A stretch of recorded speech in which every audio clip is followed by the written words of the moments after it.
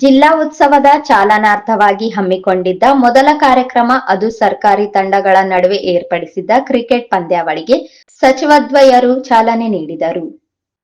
ಕ್ರೀಡಾಂಗಣ ಮೈದಾನಕ್ಕಿಳಿದ ಜಿಲ್ಲಾ ಉಸ್ತುವಾರಿ ಸಚಿವ ಶರಣಪ್ರಕಾಶ್ ಪಾಟೀಲ್ ಅವರು ಟಾಸ್ ಮಾಡಿದರು.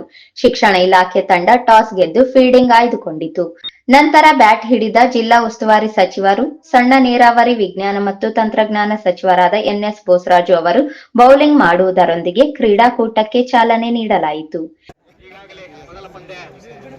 ಆರಂಭಕ್ಕೆ ಮುನ್ನುಡಿಯನ್ನ ಬರೆದಿದ್ದಾರೆ ನಮ್ಮ ಜಿಲ್ಲಾ ಉಸ್ತುವಾರಿ ಸಚಿವರು ಹಾಗೂ ಎಲ್ಲ ಪ್ರತಿನಿಧಿಗಳು ಅಧಿಕಾರಿ ವರ್ಗದವರು.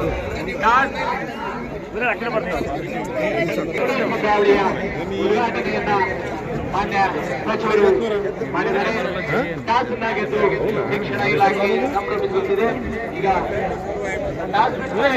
ಶಿಕ್ಷಣ ಇಲಾಖೆ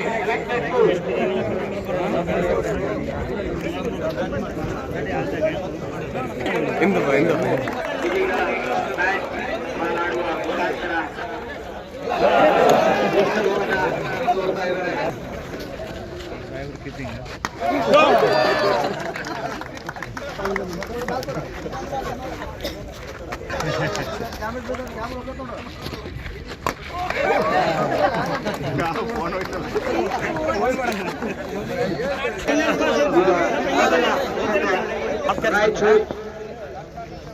ಇವೆರಡು ತಂಡಗಳ ನಡುವೆ ಮೊದಲ ಪಂದ್ಯದಲ್ಲಿ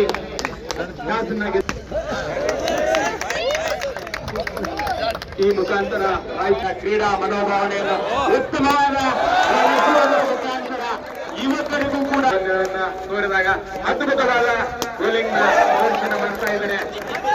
ಈಗ ನಮ್ಮ ಜಿಲ್ಲಾಧಿಕಾರಿಗಳು ಕೂಡ ಬೋಲಿಂಗ್ ನ ಎಸಿತಾ ಇದ್ದಾರೆ. ರಾಜಕಾರಣಿ ಮುಖಂಡರಿಗೂ ಕೂಡ ಈ ದಿನ ಮೂರು ಪಂದ್ಯಗಳು ನಡೆಯಲಿದ್ದು, ಹಾಗಾಗಿ ಮೊದಲ ಪಂದ್ಯ ಬೇಗ ಆರಂಭ ಸಣ್ಣ ಫೀಲ್ಡಿಂಗಿಗೆ ಇಳಿಯಲಿದೆ. ನಮ್ಮ ಹೊಸದಾಗಿ ಬಂದಿರತಕ್ಕಂಥ ಅರುಣಂಶಿ ಗಿರಿಯವರು ಕೂಡ ಅವರು ಕೂಡ ಬೌಲಿಂಗ್ ಅನ್ನ ಎಸೆದು ಕ್ರೀಡಾಪಟುಗಳು ಮಹಾನಗರ ಪಾಲಿಕೆ ಬ್ಯಾಟಿಂಗ್ ಇಳಿಬೇಕು. ಹಾಗೆ ಚಾಲನೆ ದೊರೆತಂತಾಗಿದೆ. ಇನ್ನು ಮುಂದೆ ಹಲವಾರು ಕ್ರೀಡಾಕೂಟಗಳು ಸಿದ್ಧರಾಗಿ ಶಾಸಕರು ಕೂಡ ನಮ್ಮ ಬೆಂಬಲ ಇರುತ್ತದೆ ಅನ್ನೋ ಮಾತನ್ನ ಕೂಡ ಹೇಳಿದ್ದಾರೆ.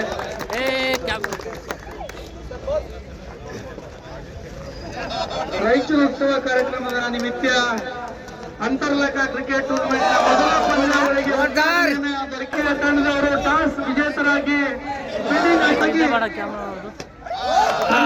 ಸದಸ್ಯರು ಆದಷ್ಟು ಬೇಗನೆ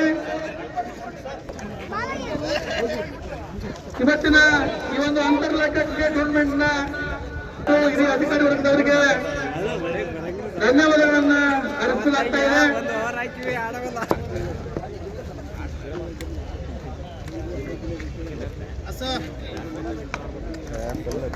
ಸಚಿವರು, ಶಾಸಕರು ಮತ್ತು ನಮ್ಮ ರಾಯಚೂರು ಮಹಾನಗರದ ಹಿರಿಯ ಶಾಸಕ ಹಂಪನಗೌಡ ಬಾದಾರ್ಲಿ ಅವರು ಬೌಲಿಂಗ್ ಮಾಡಿ ಮಿಂಚಿದರು. ಗ್ರಾಮೀಣ ಶಾಸಕ ಬಸನಗೌಡ ದದ್ದಲ್, ನಗರ ಶಾಸಕ ಶಿವರಾಜ್ ಪಾಟೀಲ್ ಬ್ಯಾಟಿಂಗ್ ಮಾಡಿ ಗಮನ ಸೆಳೆದರು.